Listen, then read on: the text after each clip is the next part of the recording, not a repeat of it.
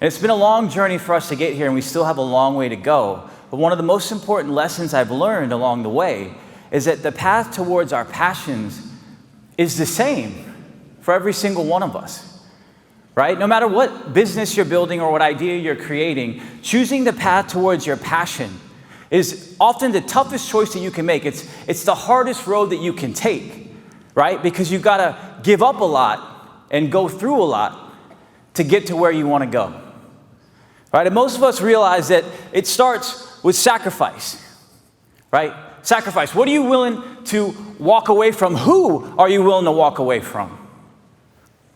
But sacrifice is just the first step. After the sacrifice comes the struggle. Then after the struggle comes the suffering. Yeah. And then after you suffer, then you succeed. Right? And what we often don't realize when we're suffering is that we're just one step away from success. And I've been on this road about 7 years now. So there's been a lot of these. And what I wanted to do was take you guys through the past 7 years in about 7 minutes. So are you guys ready? All right, it all started with the most basic WordPress black and white blog, the Besomebody blog that my brother and I created back in 2010, launched in 2011, with the simple goal to just inspire people and ignite that spark that people have inside of them. I was traveling with P&G at the time, visiting 45 countries in a global role, got to meet so many amazing people, was so inspired by those experiences, I started to think about my own passion and purpose. I ended up leaving P&G to go lead social marketing at GoPro, the small startup in Silicon Valley. I got so inspired by the people there. In a year, we became the fastest growing camera company in the world. I learned to fly a fighter jet, but most importantly, I saw people truly living their passion. So I left GoPro in 2013 to follow my passion of building Besomebody into an inspirational platform that helped people. I cashed out my 401k at P&G 401k, which was thin, and left 80% of my stock on the table, went around the world, did everything from inspirational street art in a dozen countries around the world, like this piece in a poor village in Manila, to wrapping and renting a 40-foot-long Besomebody tour bus to speak at schools across the country. After about a year of building our brand, I came up with our business model, an educational marketplace where you could learn anything that you're passionate about by booking experiences with experts around you, whether it was ballet or boxing. I raised $1 million from a company down the road here to get that idea off the ground. I pitched a 12-slide PowerPoint, and it was like a dream. My brother and I opened up our first office a few blocks from his home in Austin, Texas, and it felt like something amazing was happening. I was invited to do a TED Talk about following your passion, and then just a few months later, we launched the official Besomebody iPhone app with a ton of anticipation and excitement in Austin, Texas. We had over 1,000 users per minute during our first few months of launch. We blew up on social media in Austin. I was featured in most of the media publications all across the city as this amazing Austinite. It felt like we were unstoppable at that time. A few months later, I got invited to do that TED Talk again at a local high school, but this time the faculty didn't like the message about me talking kids into doing their passions. The film director created a video parody of me. An article making fun of me went viral, picked up from everyone from PBS to the BBC. There was literally Reddit threads dedicated to how dumb I was.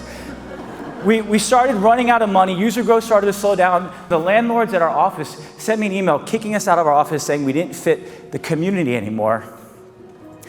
Then somewhere between like a miracle and a fairy tale, I met an Austin construction developer who loved what we were doing, invested another $1 million in our company to reignite us and kind of get us off the mat. He ended up opening up a huge office space for us and a playground where we could host our experiences. We had everything from an indoor rock wall to a yoga studio to literally a motocross track in the back. Our community started to reach millions of people across the world.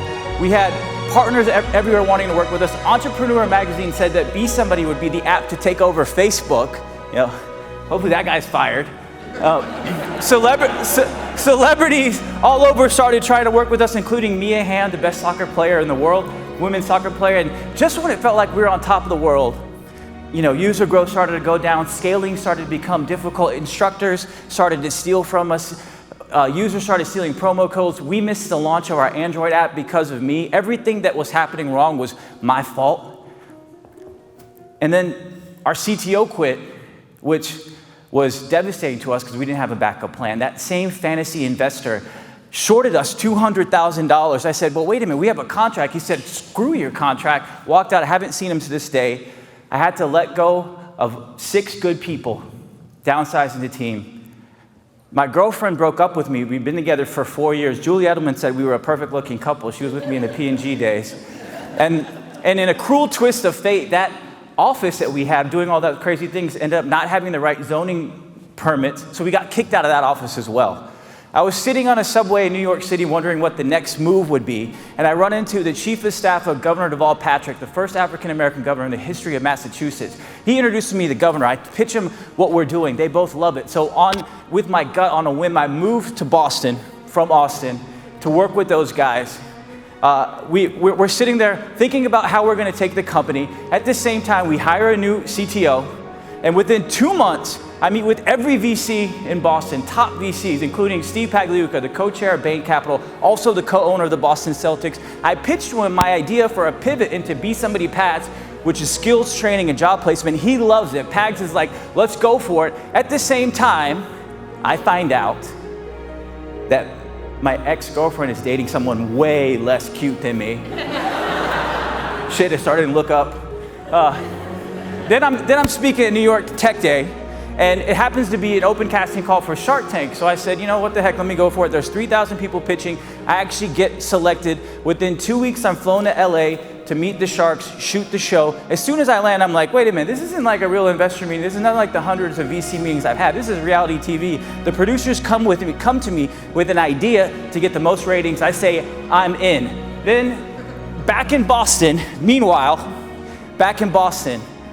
Bain Capital, the team at Bain, and my Boston mentors come up with a new plan for a structure for agreement that ends up with me giving away 3 times more equity than we once originally agreed upon. So I end up walking. Shark Tank airs. I get chewed up. The news and the media rips me apart. All the haters pile on. They have a field day. In 1 weekend, I get 60,000 emails, 2/3 of those telling me I'm the dumbest human and the worst Shark Tank contestant in history. 37-year-old man, cried myself to sleep that night. I had to fire our CTO because he wasn't getting the job done. We finally ran out of money. No miracles this time. And I finally, after 3 years, seriously wondered and considered shutting down the company.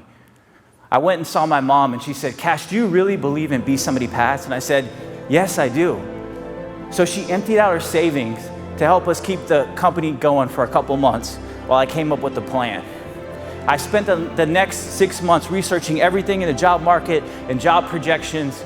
I don't know what that is, so I'm just going to keep talking. And I spotlighted Kroger, Cincinnati-based Kroger, which is the second largest employer in the country, as my target for where we could pilot this Be Somebody Path program. Then out of nowhere, I get an email from a CEO of an adventure company in Denver who says, hey, we saw you on Shark Tank. We love the app. You can keep Be Somebody. Sell us the app. I'm like, sold. Take the app. I use the money to help pave the way for Be Somebody Paths. We go and close the pilot with Kroger for a pilot here in the greater Cincinnati area. I moved to Newport, Kentucky with my dog and my cat in a small apartment for 6 months. The path is successful. Our first pilot is successful. We get all 4 people jobs, full-time jobs at Kroger. We have one downswing because our last full-time employee that wasn't a family member left, so it's back to me and my brother again. And then we end up starting a new path for dental assisting. Every single candidate graduates. Every single candidate gets a full-time job. We continue working with Kroger with paths all across this past summer, continuing to put people in jobs, including 10 people we put in jobs just last month. We bring on 2 more partners, Mass Mutual for financial sales paths and a mechanic path with tire discounters. We sign a bigger extension with Kroger that's big and exciting, and it's so big that I decided to move from Boston back here to Cincinnati to start building again where it all started in the first place. And now I'm here at P&G Generation Now speaking to all of you guys full freaking circle. 7 years and 7 minutes.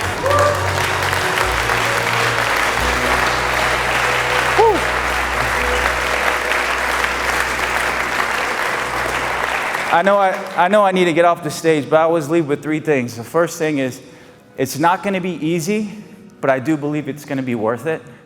Number two, sacrifice, struggle, suffer, succeed. Most people stop at this suffering because it sucks to suffer.